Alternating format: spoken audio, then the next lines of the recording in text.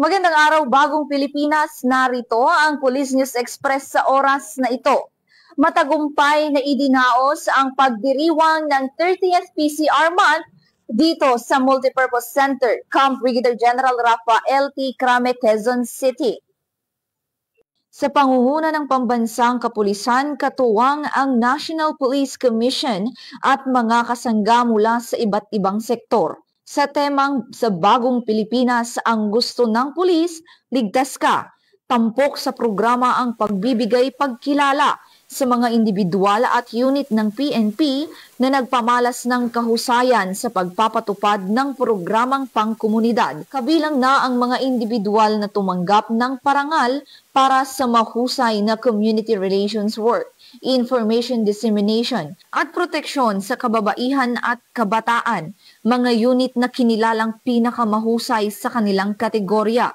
Gayon din ang mga natatanging awardees mula sa Directorate for Police Community Relations o DPCR at mga espesyal na partner mula sa lokal na pamahalaan, NGOs, media at faith-based organization. Pinangunahan ni Police Lieutenant General Edgar Alan Ocubo, Acting Deputy Chief PNP for Operations, ang nasabing aktibidad sa pagrepresenta kay Police General Nicolas Torre III, Chief PNP, bilang panauhing pandangal at pangunahing tagapagsalita, kung saan kanyang binigyang diin ang patuloy na pagpapalalim ng ugnayan ng pulisya at mamamayan bilang pundasyon ng isang ligtas at progresibong bansa.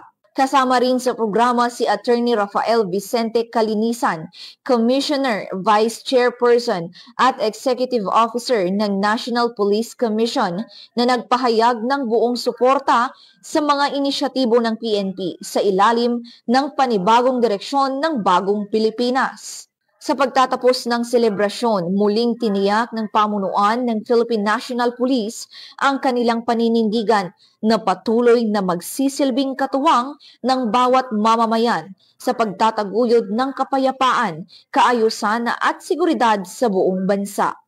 Actually, I am very excited and nagpapasalamat ako sa Philippine National Police, lalong-lalo na sa DPCR kasi na-recognize yung ating effort, yung ating contribution sa PNP, lalong-lalo na sa ating PCR activities.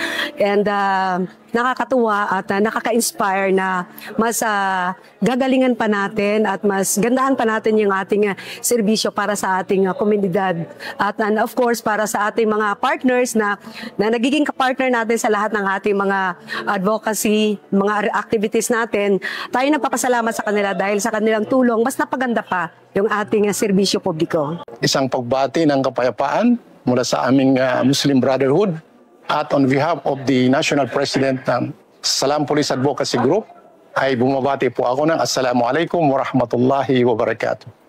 Sa ganitong okasyon po, ito ay nararamdaman po namin yung we are honored, kasi we are one of the recipient of the awardee, So ito po ay bunga na rin ng ating pagsisikap upang magkaroon ng matinding collaboration at saka Philippine National Police.